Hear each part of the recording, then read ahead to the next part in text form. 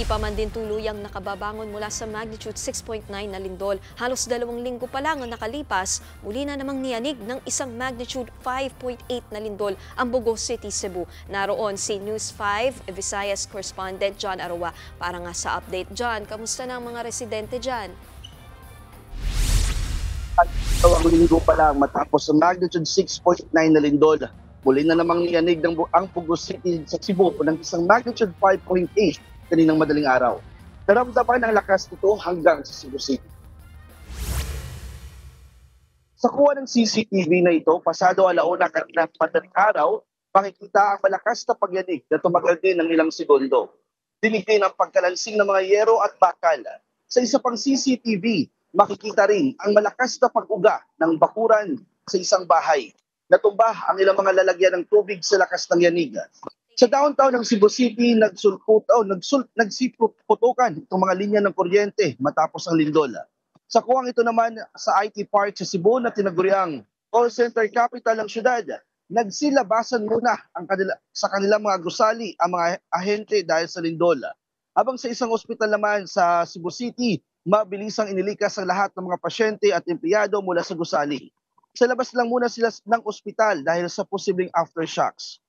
Ayon sa PHIVOLCS, matatagpuan ang epicenter 14 kilometers kanluran ng Bogo. 10 segundo tumagal ang pagyanig. Naitala ang intensity 5 sa bayan ng Villaba, Leyte, habang intensity 4 naman ang naramdaman sa mga lugar ng Danao, Asturias, Argao, Talisay at Cebu City.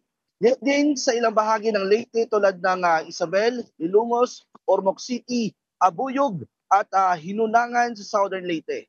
Kasunod dito, binisita ng Philippine Red Cross ang mga pamilya na sa Tent City dito sa Bogo City na hindi pa nga tuluyang nakakabangon mula sa naunang malakas na lindol. Ligtas naman ang lahat ng mga nasa Tent City ayon sa Red Cross.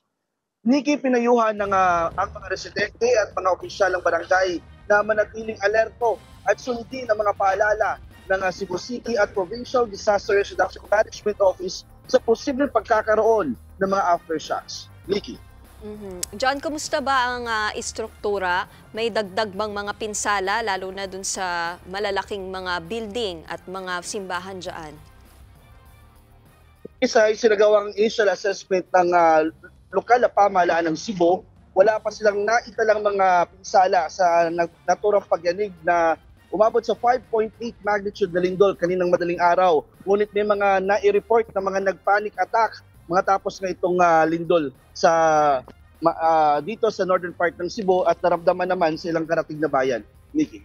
Ayan ang express report ni John Aroa ng News 5 Visayas. Mga kapatid, Nikki de Guzman po. Para sa pasada ng mga rumaratsyadang balita, mag-follow at mag-subscribe na sa social media pages ng News 5.